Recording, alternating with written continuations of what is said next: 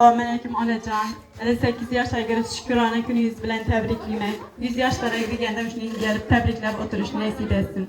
Şu fertentleriniz normandan tebrikler geldik. Fertentleriniz vaktına sağ ama yüzsüz. Payeleriz vaktına, inapaylarınızdan geldi tebrikler.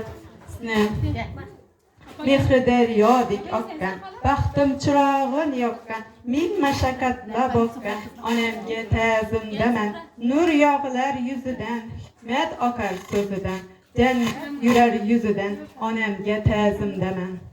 Tebrikli men şükrane gününüz bilen köp yaşlara girin. Şimdi söz nöbetinizi, yaxşı dileklerini apayiniz, biraz yecəbkiyə versek, yaxşı dilekler bilen.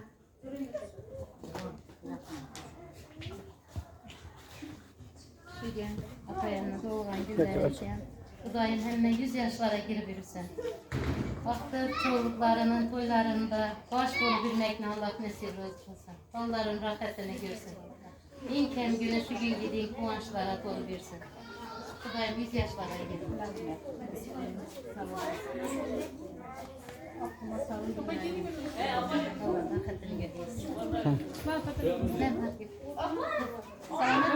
görsün. Şemim ruhan gülerken, şefkeme, sağlık, sağlamak isteğime. Doymenle şu dünya turgince tutsun. Şamrat bilen den yaşaşıp, den kalıp, aktık çoğuluklarını görüp, uğurlarını görüp oturuş nasip etsin.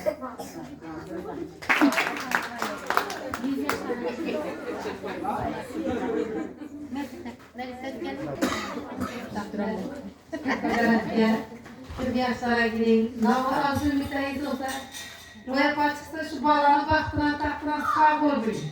Güzel baktığımızda, balanımızda, araya tokalar hemen siz baktıran sağ görün, şamratamla denk alın. Dünyada en köp baylıklı sağlık. Sağlığa gelecek ne yok. Sağ ol biraz. Rahmet.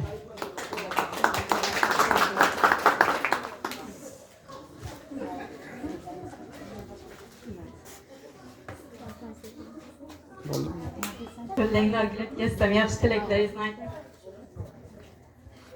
100 yaşlara gideceksiniz. Şamratan bilen den yaşap, den karıp. Gelinlerin var ilk kollarından çay içip oturuş nasip etsin size. Uzak olmuş olayım Ahudadan size.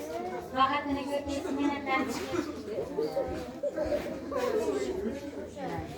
Şu yaxşı dileklere koşulanız, hangisi şu yaxşı güzele gelen şu falanzana, fertentler söyleyin mi?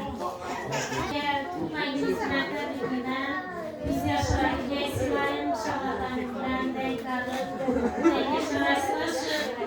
Gelinlerin rahatını görüp oturuyorsunuz. Vakıtlarınız toylarından beri çıkanlardan muhakkak buraya gelenler. Rahmet yaxşı dilekleriz için. Sen işlere girsin.